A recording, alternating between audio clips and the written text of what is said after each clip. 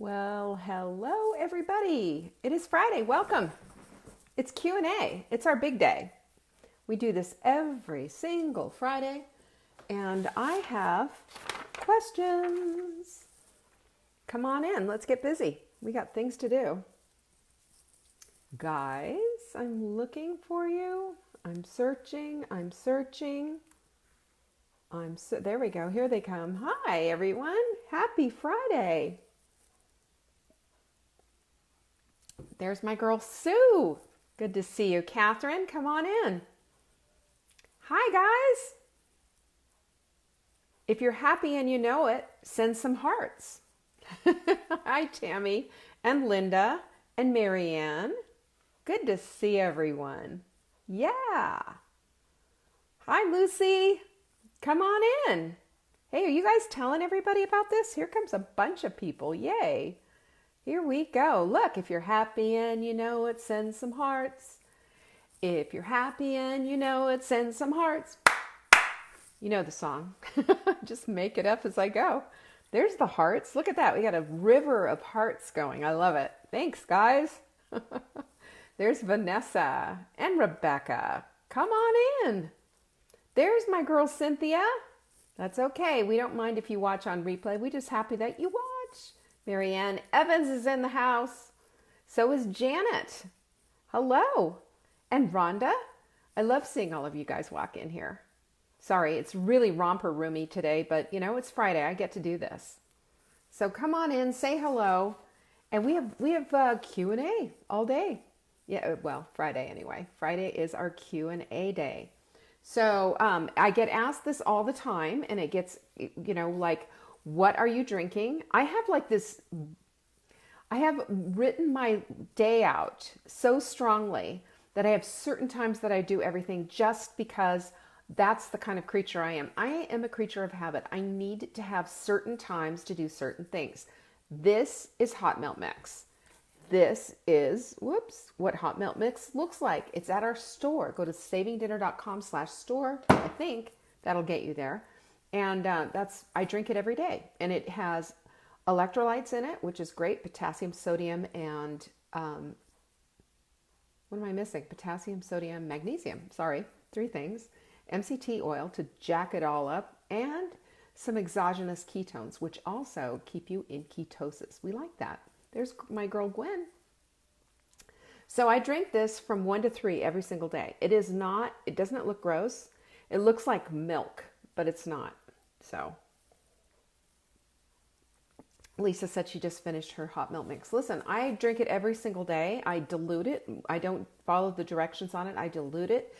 And I also have in my refrigerator, Marla brought me some of these little tiny plastic cups and some gelatin Great Lakes gelatin. And I have made little shots, key lime pie shots. So we've got collagen shots. So we've got in them, there's gelatin, perfect paleo protein using the unflavored, because this is what gives it the, you know, the sweetness. And then we've got the gelatin in it too. That's Great Lakes gelatin. It's not the stuff that you usually get at the grocery store. You get it. This is really clean sourced. And then some almond milk. And they're delicious little thingies. I tried them yesterday because I've tried them before at Marla's house because she does this all the time. And I'm telling you, I've got the shot. Now I've got these little containers. They're just darling. And with little lids on it, which is really great. So you can store them in your refrigerator and take them out as you need them. And it's like a Jell-O shot, but it's not a bar and there's no booze. So there you go. Okay. So I have questions for today, lots of questions, and they were really good. Actually, you guys always do so well on the questions. And if you want to know how you're going to get your question answered, all you have to do is send them in to support@savingdinner.com. In the subject line, you put question for Leanne on Friday. That really helps too. Question for Leanne on Friday. Because then Jenny just sends them off to me. And, you know, bingo, bango, we're in business. I like it, don't you? So I have a whole bunch of questions, and I'm just going to go for it and get started on that. But first of all, you need to know that if you need a gift certificate, we have them available. If you want the gift of self-care from someone you love, go to savinggdinner.com/gift, and it's right there. Hi, Corliss. Nice to see you. Come on in. We're good. There's Amy. Anyway, so that's what we have going on. I'm also going to just share with you a couple of things that I'm doing that's really seems to be moving the needle and really helping. This whole idea of piggybacking habits has been a real game changer for me, because it's allowed me to take my game to a whole new level. And you have to start somewhere, though, right? You have to start somewhere. And anyway, I'll share that with you a little bit later if we have time. So without further ado, let's dig in.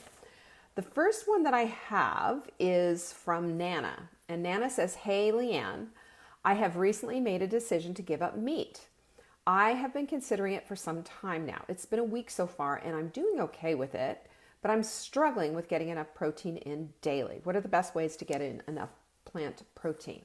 Well, one of the things that you really need to consider, because this is one of the things that happens with vegans, vegetarians, is making sure you didn't say that you were a vegetarian or a vegan. So I would just say that I would be really, I'd be looking at the egg situation all the time. Eggs are, you heard the old saying a long time ago, eggs are the perfect protein. Well, eggs pretty much are. They're beautiful things. And I'm including the yolk in that, you guys. The old thing was people used to make these egg white omelets were just ridiculous. Come on. And egg whites, by the way, yes, they have protein, but so does the yolk. And egg whites also have a lot of albumin in it. And albumin in it is an adjunct that they use oftentimes in vaccines. And for some people, it can be a bit of a problem. This is where the egg allergy comes, is usually to albumin. So my suggestion for you is always eat the whole egg. Do yourself a favor and cherish your lovely eggs. Eggs are lovely. Use a little bit of dairy. Yogurt is a good protein, although not a complete protein. And, if you're going to be doing things like rice and legumes, rice and beans and what have you, those things together work well. There's also tempeh and tofu and edamame with the soy. Be careful with soy. Soy is inflammatory. It's also an estrogenic food. The thing that you're not going to be really great on here is getting in a whole lot of, you're going to have to eat a lot to get enough protein. That's part of the problem. And I also suggest that you get yourself really into a good vegan vegetarian group. Foodrevolution.org is my friend Ocean Robbins is fantastic. He's a dedicated vegan, and I have utmost respect for him. My personal opinion of the whole thing, because since this is my show, and even though you didn't ask, I'm going to throw it out there anyway. We are omnivores. We have canine teeth for ripping, and we also have chewing, grinding, whatever. We can eat anything, basically. So consider that, and if you're not feeling good, and if it doesn't work for you, don't beat yourself up. There are ways that we can be supportive of the environment and also supportive of understanding how to eat in a way that is more conscious, CAFO meats are, if you've ever driven by a feedlot or whatever, you've seen, what that looks like and what it smells like, and you watch those, cows or sheep or whatever it is, pigs, up to their, armpits in excrement. It's pretty disturbing. But there are ways around that, and go find a local farmer around town, go to your local farmer's market, just become educated about what is what. So if, I understand the turnoff with meat, and I also understand what it's like to raise your own and feel really bad when you take them to slaughter. But I just also say this with a lot of love and a lot of care and a lot of respect, And that is that I have had two very good friends, very high profile vegans, who at year 12, both of them went, one wanted a hamburger so bad that's all she could think about, and the other wanted a steak so bad that's all she could think about. And it turned out they were both very, very deficient in the B vitamins, zinc, and a whole host of other things. And my hairdresser used to always say he could always tell a vegan sitting in his chair because their hair was like straw. So I thought that was an interesting thing. And you know, this is not a put down on vegetarianism or veganism at all. It's just, it's, if you are going to do this, you need to be a conscious vegan or vegetarian. You need to make sure you can't just eat on happenstance or you're going to miss it nutritionally. And it has to be a very, very direct diet. You have to just be looking at how much protein you're eating. And also don't, you know, some vegetarians in the name of being a vegetarian are junk food vegetarians. You know, they're eating a lot of packaged crap. And that's never going to help. That's not going to help anyone at all. So take a look at that. And that's what I have to say about that. So I hope that's helpful for you, Nana. And, you know, the other thing is do it for a minute. Do it for a while and see how it works for you. But there is an inflammatory problem here with all of those carbs. And so just keep that in mind as you're going. If you start feeling bad, then change it up. Also, Dr. Walls, Terry Walls, if you know about her, she's incredible. If you've never seen her TED Talk, go watch it. It'll blow you away. She went from being bedridden, pretty much, in a tilt recline wheelchair with secondary relapsing MS, changed up her diet, no longer a vegetarian, vegan actually she was, and changed up her diet to include other things, and including meat. And she did a bike race a year later. So she's an MD, and it really researched the heck out of this. And she's got some really smart knowledge, and she can tell you a little bit about that. So you can go watch her TED Talk. It'll blow you away if you haven't seen it. Millions of people have watched it. And although the TED people now put a warning on her TED Talk saying that it's, you know, it's crazy, unbelievable. They say that her stuff is, you know, they can't recommend it or watch it your own, whatever, because she has a food recommendation. But the interesting thing is she started this whole thing called the Walls Foundation, and the Walls Foundation does research to support nutrition being a means of handling different maladies, which, you know, you and I are thinking this, well, of course, but you would not believe the pushback that she's gotten from the AMA and everybody else when she first started all of this. So I was very, very interested in all of that. Okay. So that's what I have to say about that. So I hope that was helpful. Then we had this one, and this was from somebody who did not give me her name. Thank you for all your encouragement and motivation. I don't drive, so my husband buys our groceries once a week. Spinach doesn't last well for my salads, so I ask for kale instead. Am I missing important nutrients or other benefits from this substitution? Thank you for all you do.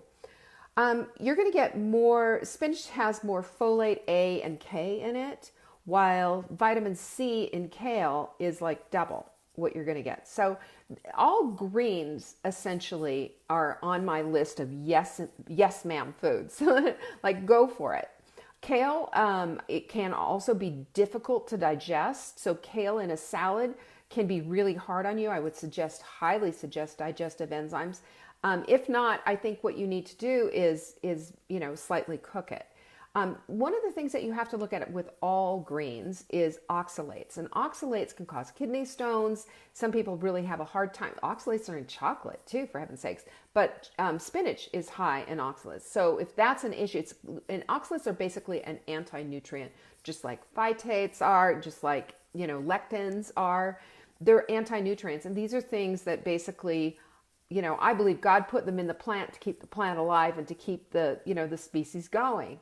So you just need to be cautious of that. We need to eat a lot of greens. And I think that the reason we need to eat a lot of greens is because a lot of us have spent a lot of years not eating a lot of greens. So we have a lot of cells and organs and everything that need that kind of nutrition. So let's take a look at that and also make sure that we're putting a lot of greens in. I love different lettuces and what have you, and I'll talk about that in a minute. Believe me, I've got a question about that and I want to talk about. But what you need to do is just make sure that you're getting in your greens. And I would say suggest at least a cup or two or even 3 cups of greens a day. That's a lot. And you can do it with vegetables. You can do it with Brussels sprouts. You can do it with cabbage. You can do it with, all of the cruciferous vegetables. Cauliflower, well, cauliflower isn't a green vegetable, but broccoli is. There's tons that you can do. You can make some sprouts. We do broccoli sprouts in the Sprint all the time, and they're fantastic. And like 10 times sulforaphane, which is the cancer-fighting nutrient that's in there. There's all kinds of stuff that you can do. I always say, just mix it up. And listen, if you are not doing sprouts, you are missing out on some excellent nutrition, something you can grow on your sink. And it doesn't matter if you're living in New York City in a skyscraper. If you've got a window with a little bit of light, you can grow them. Anybody can grow sprouts. So I really suggest putting sprouts into the rotation. We do it on the Sprint. Like I said, go to saveydinner.com/sprint if you want to get some information about that. But that would be something that I would, especially because you don't drive. I mean, you can, be a little farmer in your own house and in your own kitchen. So do that. Okay, so Misty is asking me, let's talk about Marianne. Is it safe for a very active person to eat a ketogenic diet? I have a friend who's interested in the hot melt whey. She's a physical fitness trainer, teaches several high-intensity workout classes a week, is training for a Spartan race. Those are intense. Homeschools her 2 kids, is active in high school ministry. I'm exhausted just listing all of it. She's concerned a keto diet won't provide her with the energy she needs for her high energy lifestyle. Well, this is there. I have a couple of important things to say about this, because I think we get this notion that we're always, you always want to stay in ketosis. And let me just dispel a couple of myths here. Ketosis is the process, yes, of shifting into your burning ketones, and that means that you're going to burn body fat. Yay. You go from being a fat burner you want to be a fat burner, and you want to go from being a sugar burner to being a fat burner. But I will tell you that we go in and out of ketosis. Did you know that?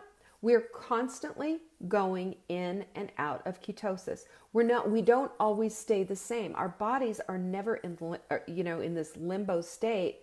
There's always fluctuations going, always. Have you noticed that when you go to, go have a blood test, they'll tell you to have a fasting blood test, for a cholesterol test, for example.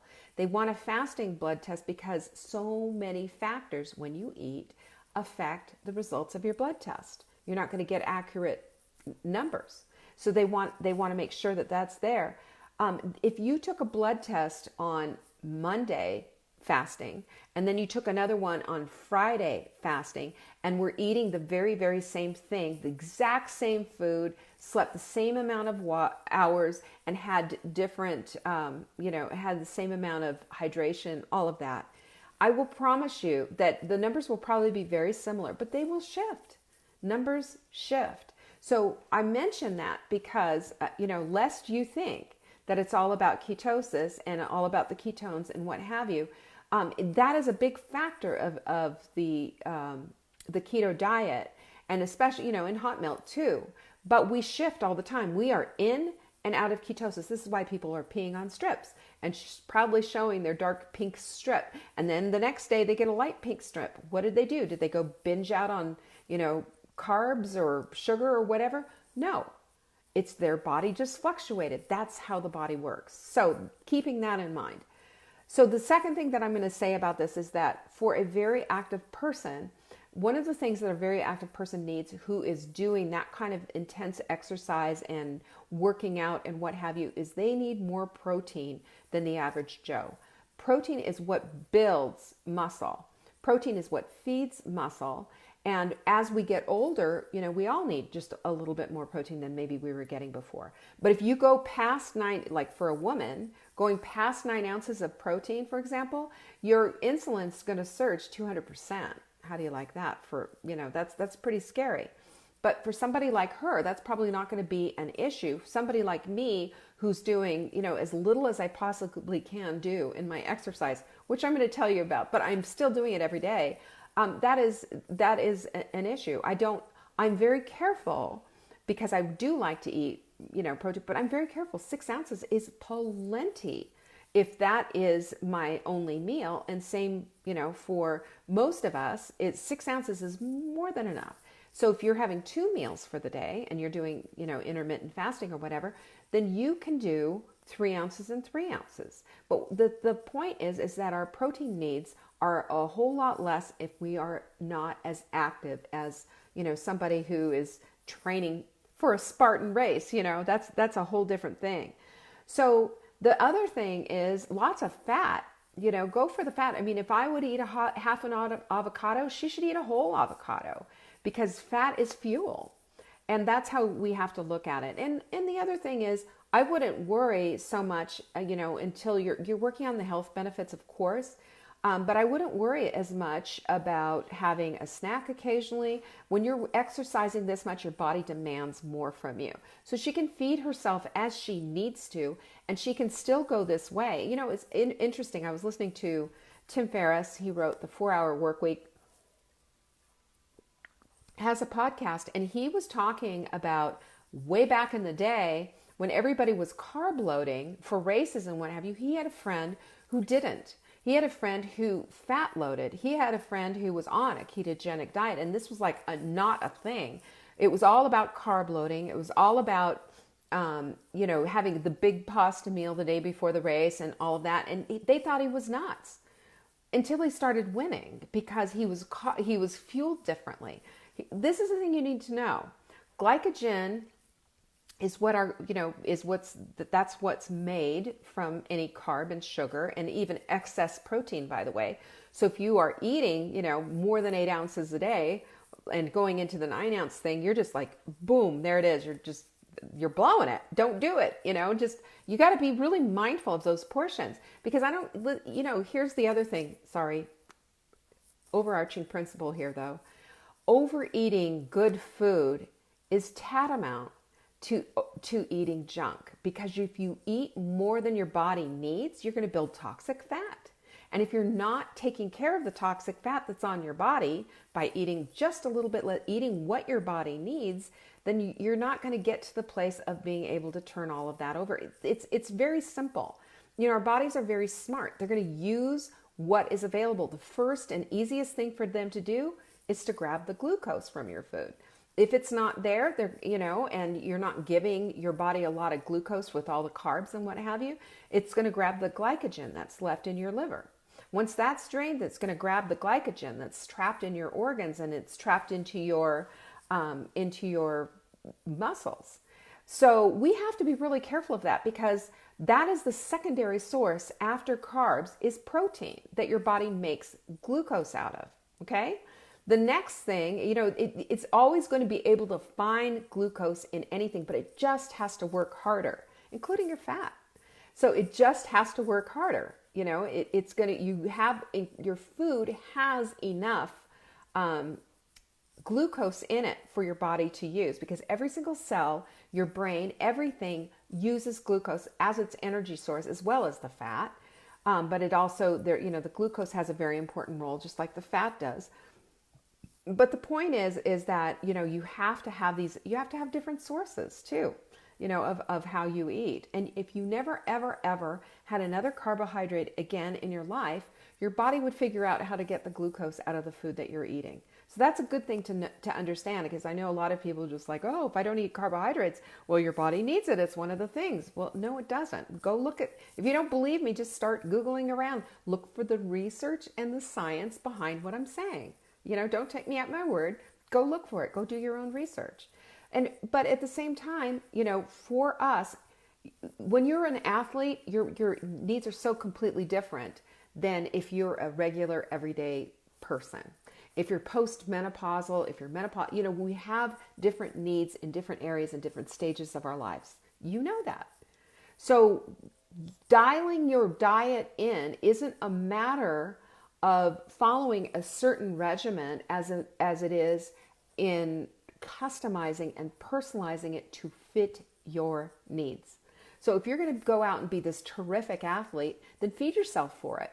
If you don't have any weight to lose, then feed yourself in the way that you're intuitively guided by.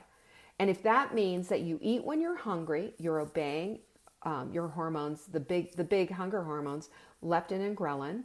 That means that you stop when you're satisfied, not full, satisfied, because it takes us about 10 minutes for our heads to catch up with our stomachs. Have you ever noticed that? And then you just keep eating because you're saying, oh, I'm still hungry. And then all of a sudden, 10 minutes later, you're going, oh, wait, I ate way too much. Well, there's a reason. There's a physiological reason. There's a catch up. You have signaling hormones in your stomach, and they signal and go up to the brain, but it takes a minute. Give it a big fat minute. Don't go for seconds. Don't overeat. Don't overeat. The overeating is inflammatory, you guys. Inflammatory. For Marianne's friend, she's probably not going to overeat either, but she just needs to be a little bit more careful with adding, adequate amounts of fat and adequate amounts of protein in order to make sure that she's fueling her athletic life. There you go. All right. So let's see what I'm going to talk about that one in a minute. That one I did. Okay. So here's a good one right here. And this is for Tracy. I love Tracy, by the way. She's such a sweetheart. She's in our club, and she was such a love. She said she was out of town last week, so she didn't do the reset. This came in right after we were done with our, remember I just did a quick out of the blue sprint, just said spontaneous sprint, let's do it. She was there, so she didn't do it. And she's been eating haphazardly since her dad passed. And we sent a lot of condolences and big hugs to Tracy. It's a very difficult time to lose a beloved parent. She's been leaving the sweets alone, but not eating properly. She says, help. What are you doing with all the lettuce recalls? I'm going to talk about that in 2 seconds. It's scary stuff, so I need to take some guidance and suggestions on the greens intake. I've noticed that I'm eating more protein, and some days I'm not getting in much fat. Plus the big no-no, I'm snacking. Even though it's good stuff, pork rinds, almonds, protein, almond butter. Thanks in advance. I don't want to fall. Okay, let's just talk about creating your own food rules. We all have to do this, right? Create food rules. Two easy food rules that I have for you right now that you can do today. Simple. Stop snacking, first of all. Snacks are evil. We don't need to snack. Snack is mere entertainment. That's it. No one is in this place. None of us. Think about it for a minute. None of us are in the place, unless you have some kind of medical thing or some kind of whatever going on. But for the 99% of the population, we don't need to snack. We're just simply entertaining ourselves. So let's be honest and call snacking out for what it is. Snacking is mouth entertainment. End of story. Okay, so let's stop that. The only time you ever need a snack, if you're going to be out and about and you don't want to stop someplace or you haven't packed something, keep something as an emergency only in your purse. Emergency. This is like break the glass and get out the fire extinguisher type of an emergency. Nobody's going to die from feeling hunger pangs. Have you noticed that? Have you noticed you've been able to go without food for a minute? We are in such a weird place, especially, in the United States and I guess everywhere, really. Most everywhere anyway, not third world countries. The Red Cross truck is not pulling out. And the last chance to eat for a month isn't going away. We're not on the plains of Afghanistan suffering here. So snacking is just an excuse for playtime. It's an excuse for playtime. And we need something else to do, apparently, don't we? I was just thinking about that. I was looking as I was putting the pillows on my bed. I got these pillows with these massive, huge pom-poms. And when I moved into my house, Marla said, you need a sewing kit. I was like, yeah, I need to put all those pom-poms back on because they kept falling off. You know how it is. They just don't sew things. And I love these big pillows, the square pillow shams with great big, huge pom-poms on it. So I was thinking at night, because sometimes I'll watch Mark sitting there eating chocolate or ice cream or whatever. And even though I don't really want it, I'm looking at it and going, oh, that looks kind of fun, because sitting around snacking and eating or whatever, it's fun. until you have to face your consequences, right? What I call the truth of the consequences, which is regret, inflammation, etc., etc. Snacking is never a good idea. So my new thing is now get out the sewing kit and get out the pom-poms and sit there and sew all those damn pom-poms. Sorry, I swore. I'm sorry. I have a sailor's mouth sometimes. But sew the pom-poms on. You guys, don't you have something that you need to do? You know, if you don't have time for menu planning, if you don't have time for all these things, sit down instead of snacking when you're watching TV. Sit down and write stuff out. Like, plan. Make your grocery list. There are things that you can do instead of snacking. Okay, I'm getting off the snack attack thing, but seriously, snacking. Come on. We're done with snacking. If you're done with snacking, tell me in the comments and say, I am done with snacking. I solemnly swear with everything. No, I'm not kidding. I'm kidding about that. Just tell me, I'm done with snacking. Are you done? Are you done with that? 12 hours also of fasting. 12 hours. That means after dinner, you're not eating. And you're not going to eat until breakfast the next day. And that's 12 hours. Do you understand the health benefits that come with that? Ridiculous amounts. There's Catherine. She's done with snacking. What about you? Marianne's done. Who else is done? Come on, guys. Oh, there you go. Jenny says she crochets. She doesn't want dirty hands handling yarn. And so is Amy, done with snacking. Snacking pulls us down. It's a small thing, but it's a big, huge thing. And I don't care if you're counting out your almonds. I don't care if you've got 6 pork rinds or whatever. We've got to be done with this. Come on. We're grown-ups. We're big girls.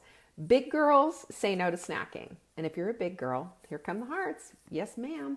We're done with snacking. So let's just do that. Let's do that. And I'm proud of you, Tracy, for not going into the dumb snacking department, which you know what those snack foods are, right? It's just crazy. At least you're not doing that. But you know, like I look at your almond butter there. Do you know what a jar of almond butter is at my house? It is just a few spoonfuls away from being gone. I cannot be trusted with that stuff. So you need to look, you know, we have to look at all of these things. And if we could do these 2 things, 12 hours of fasting and no snacking, we're like halfway there, more than halfway there. These are just habits, and easy to do. Very simple, very easy to do. And now about the lettuce recalls, okay? The lettuce recalls are absolutely ridiculous. Do you know how many I have put up on the Saving Dinner page right here?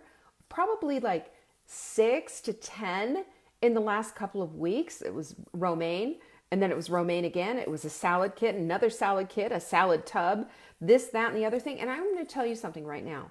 One of my favorite things is to buy those tubs of lettuces and spinach and what have you. But now I'm looking at them like, suspect. And I was reading something from, oh gosh, I can't remember who it was, but a nutritionist, somebody I respect, who said, you know, I'm really thinking it's not such a good idea to be buying salad anymore. And one of the things that they put in there is like where they're grown, what they're sprayed with, even if it's organic. You know, there's like E. coli in their fertilizers and all kinds of stuff. And I'm thinking, well, is that how it is for all the vegetables? Well, you know, we've seen lots of vegetables getting recalled. So a couple of things. Number 1, let's make a deal. What do you think? Of everybody, we're going to be farmers. Let's do sprouts. Sprouts are 10 times the nutrient value that, you know, is in a full-grown plant.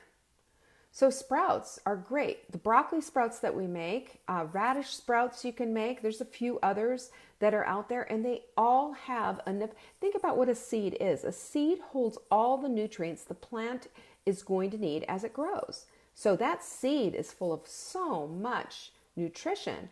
When you sprout it and the green starts to come up, you're just basically triggering it, you know, which is fantastic. So we've got to look at things like what can we do ourselves where we can have, you know, ultimate control. Most of us don't have greenhouses.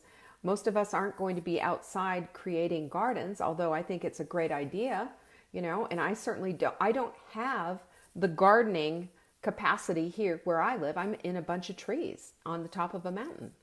And if I even had a garden with an electric fence around it, I'm sure the critters, and there's a bazillion of them around here, would figure out a way in there. They're smart. They know their way around it. So I would just suggest going with, first of all, going with organic, because anything, any kind of plant that you're going to eat, I think is a really good idea, with the exception of avocados, because avocados have a nice thick skin we can take off, and they're not heavily sprayed anyway. But go with, get your avocados at the store that has a nice skin on it. You take the skin off. Have you ever seen an avocado recall? I haven't seen that. So the other thing is to do broccoli and cabbage and things like that, and just maybe stay away from the lettuce for right now until they get a grip on it. Or if you are going to buy lettuce with the whole head. A whole head of lettuce is probably a better idea, and I hate that because I love the convenience of the tubs so much.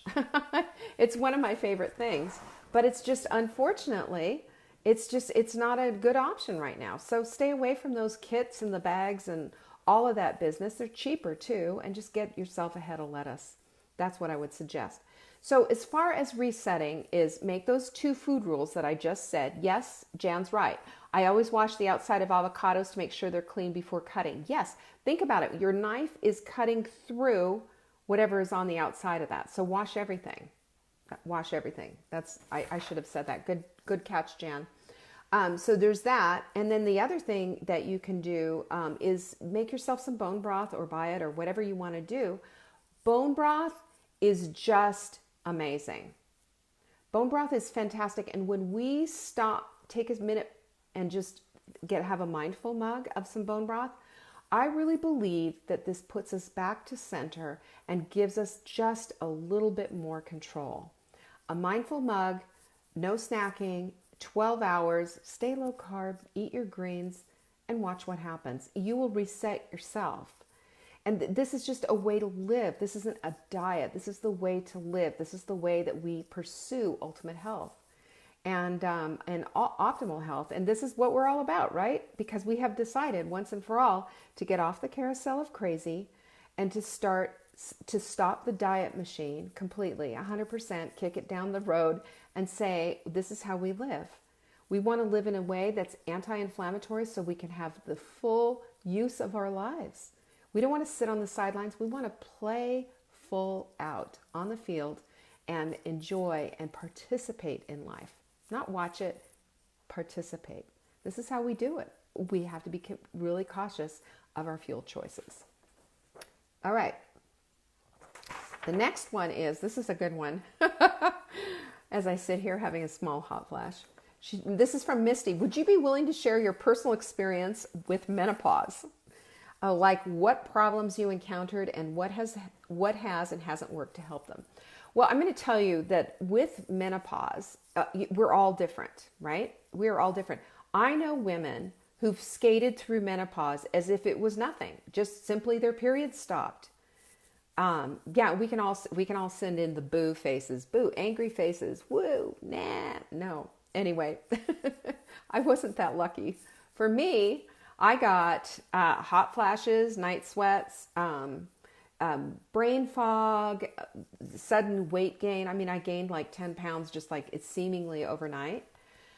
But I know, and I will say this, that connected to all of that is, number one, if you have Hashimoto's thyroiditis and have a thyroid issue like I do, your menopause symptoms have a tendency to be 10 times worse than those who don't have a problem with their thyroids. Well, isn't that a blessing? So not at all. So that was helpful, not. And that's also when I ended up getting all of those thyroid nodules. That's when my hips started to hurt. Everything came into play like that. This is when I started to transition over into the paleo diet because I started realizing that grains just weren't my friend. Well, and think about this for a minute. I got one for you. Try this one on. Did you know that this is how they fatten up livestock for slaughter? Grains. They fatten them up. Yeah, that's what happens. So listen, Leanne was fattening up and my waist just swole right up. And you know why? That's just how it is with menopause anyway, but when you add in the stress, cortisol going nuts, when your cortisol goes nuts, it helps to build the waistline up with toxic belly fat. Isn't that just delightful? It's true though. This is exactly what happens. And my stress factor at that time when I started going through menopause was just terrible. You know, I had a lot of stuff going on with my son. I had some business stuff that I was dealing with. And it was just like, well, you know the feeling like, what the heck is going on here? So menopause just knocked me for a loop. I went and got bioidentical hormones. Now, bioidentical hormones are done with a doctor. I tried the wild yam, I tried the black cohosh, I tried progesterone creams, anything you could get over the counter didn't help. So you know what I did? I did? I went and saw a doctor who was a hormone specialist in Charlotte. Don't remember his name, but he was wonderful. And they gave me little, Vivelle dots, the little things patches that you put on your belly. I started sleeping again. I started getting rid of the hot flashes. I did a progesterone cream, a testosterone shot. I did all the things. And it made such a difference. And as a matter of fact, I haven't done that in years. And, you know, sleeping is starting to become an issue again. And I'm doing all my sleep things. But I know that I'm just down, my tank has been drained from any kind of hormones. And I'll tell you what, I have no problem with bioidenticals. They're super helpful, and that's on January's list. I will find somebody in this area and I will go back onto that program just because it made me feel more like a human. So there's that. The second thing is that you need to look at is managing your stress. And let me tell you, this is a thing that is not dealt with well enough, right? We don't deal with that very well. Your stress has to get managed. It has to get managed. Your stress you have to have a meditation practice, and you have to, like yoga or whatever. Yoga didn't work for me. It made me more stressed out, believe it or not. But I found that just having that, using my breath and doing breathing exercises helped. And you can Google this one, alternate nostril breathing. It's interesting because it really helps to reset, and it has to do with your vagus nerves and the whole ball of wax. CBD, absolutely 100%. Jan, I understand what you're saying about breast cancer and all of that, but you know, again, if you're working with an integrative doctor who is doing bioidentical hormones, this is a completely different thing than doing regular hormones. So I just want to say that because I don't want anyone to think that there's no such thing as, there's no such thing as good bioidentical hormone replacement. That's not true. That's a myth. And in the whole world of but you need to be working with an MD who knows your entire history and can recommend this, do this and do that. Okay, so there's all kinds of things to consider. Also, bioidentical hormones are 100%. This comes from wild yam. It's a derivative of wild yam. It is not Premarin. I do not recommend that to anyone. That's a really horrible idea. So those are some things that you need to looking on. You know, many doctors do, Jan. I'm not going to argue it. I'm just going to say, listen, what you need to do is you need to be working with your doctor, with your history, with your whatever. And I'm just telling you my story. Okay? My story. My story is different. I work with and I coach a lot of women who are doing bioidenticals, and they are night and day difference from where they are. Bioidenticals are an entirely different thing. And at some point, my good friend Anna Kabeka, I'm going to have her on in our Hot Melt Club, in Take Back Your Life. When we do that, I'm going to have her down. So this is, you know what? She says this is not an argument, just saying what I've heard. And we've all heard a lot of things. We have to take what we've heard against the actual science and work with with your doctor on what works specifically for you. When I say to you that you need to personalize your diet, I also say you need to personalize your approach to whatever it is that's a problem. And we can't go with what we've heard. When we go with what we've heard and just say, take that as gospel, then I think we're shortchanging ourselves. We have to do our own research. We need to go to the doctor and see what the doctor has to say for us. And that needs to be our approach. And I'm not saying that Jan is wrong. And probably what Jan is saying too is super right for a lot of some people with different issues. Like Joan says, see right there. She's saying Vivelle dot saved me. Same here. That's exactly what it is. That Vivelle dot was my lifeline. But the other thing that was my lifeline was was getting into meditation. This is when I started that. And I learned very, very quickly that until I had my stress in place, until I understood that stress was going to take me out just as much as my waning hormones were, then I got into meditation. And that's kind of the last thing on the list that everybody does, isn't it? But you got to straighten out your diet. You got to straighten out, you got to straighten out your approach with your doctor on how it is that you're going to, attack these hormone things. And you've also got to be very conscientious of your own personal history, like Jan was saying, which is absolutely true. And you've got to work with your doctor. But the things that you can do at home means that you can, definitely saddle up and get busy with a clean diet, with an exercise program. Exercise also saved me. I will tell you, exercise was a godsend. All of these things changes your body's chemistry on how you deal with everything. So take a look at that. Here we go. Joan says, from Take Back Your Life, could you talk about intentions? Do you change your intentions daily or focus on the same ones until they're actually achieved? For example, I am exercising every day, but I'm not actually achieving that intention. Thanks, Joan. This brings me to a good place. Yes, exactly, Jan. She says, do you recommend yams but not soy? Absolutely, 100%. All right. So, oh gosh, this calendar pop-up thingies go away. All right. So here's what you have to look at with intentions. Intentions are to put you on the path. Intentions are to retrain the Oregon Trail in your brain to have a new pathway, to have a new neural pathway, to connect with something that you want to connect with and disconnect with something that you want to disconnect with. So your intentions do that. Now, what I would suggest to you, Joan, so that you can make your intention happen is give yourself, I don't know if you heard this, I think it was Wise Women Wednesdays, we were talking about this, make it for yourself 2 minutes a day. Now, that sounds like absolutely nothing, but 2 minutes a day. I am working hard 2 minutes a day with my exercise. I am doing this. What your intentions do are they set that trail, number one, and number two, they help you to believe things about yourself. So I would say instead of doing it as something like you're achieving, I am exercising or whatever, you can do it that way. Or you can say, I am strong, and vibrant, and am playing full out in my life. Well, what does that mean to you?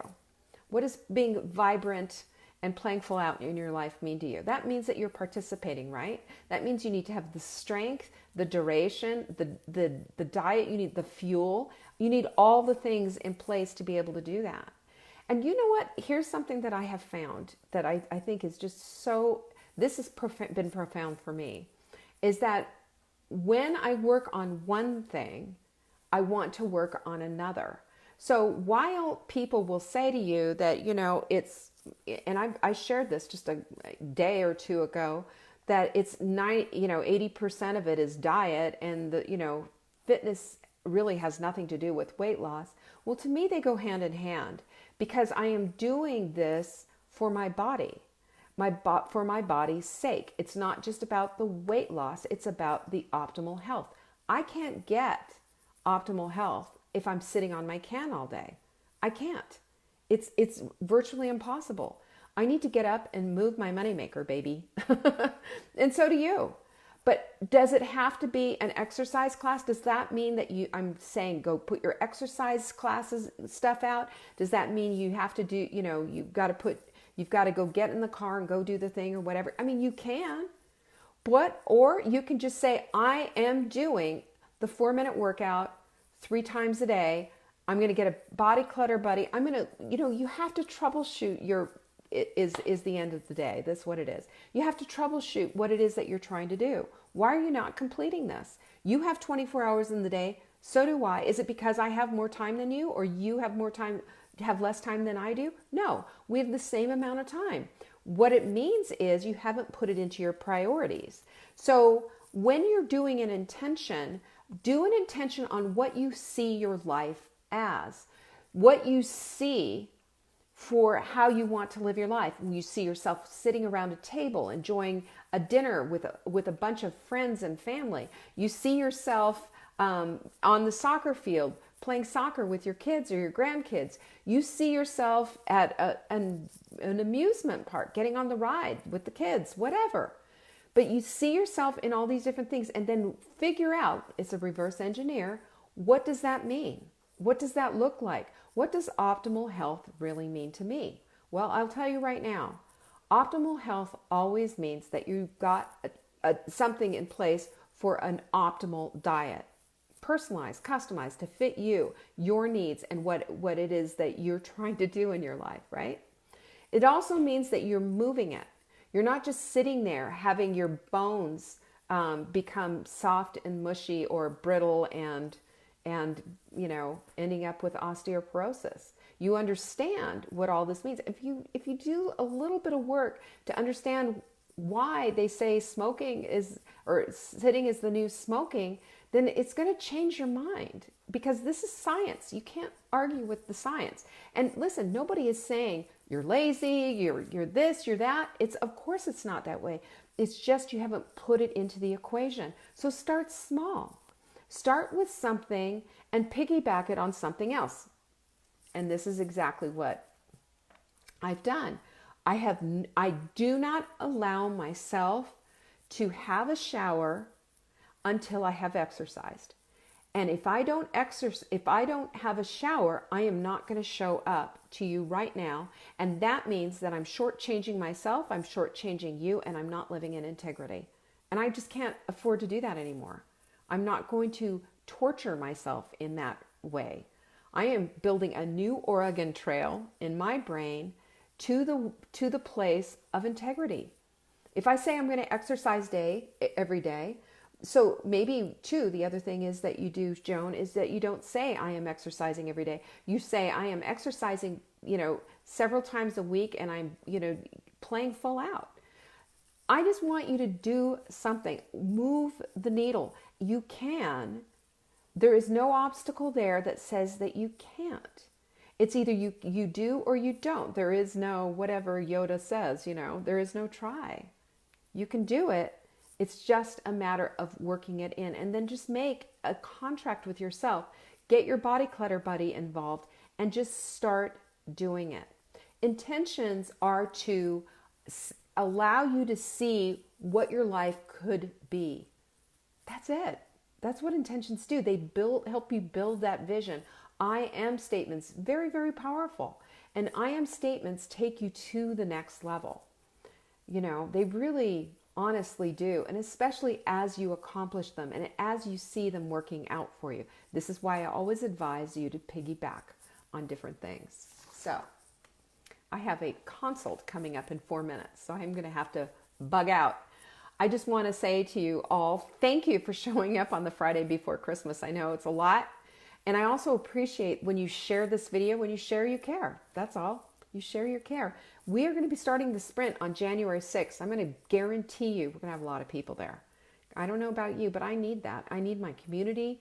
I need my people. I need to just get on a program and do everything with it. There is a momentum that comes when we all do the same thing at the same time. It really is. It is a team effort. So if you don't know about that yet, well, good grief, savingdinner.com/sprint. It is a free program, 100% free. And we invite you to join us in our Facebook group. Okay? There you go. That's all I have for you today. And thank you so much for showing up, you guys. You're just really amazing. And you always bless me every single day. I just want you to know that all your sweet comments and everything, I really do appreciate you. So happy holidays, y'all. And I say happy holidays because I don't know what you celebrate. Okay? It's a celebratory month. There's a lot going on. And I really appreciate you all. I do know that we all need a little more of this in our lives, don't we? Peace. Appreciate you. Bye.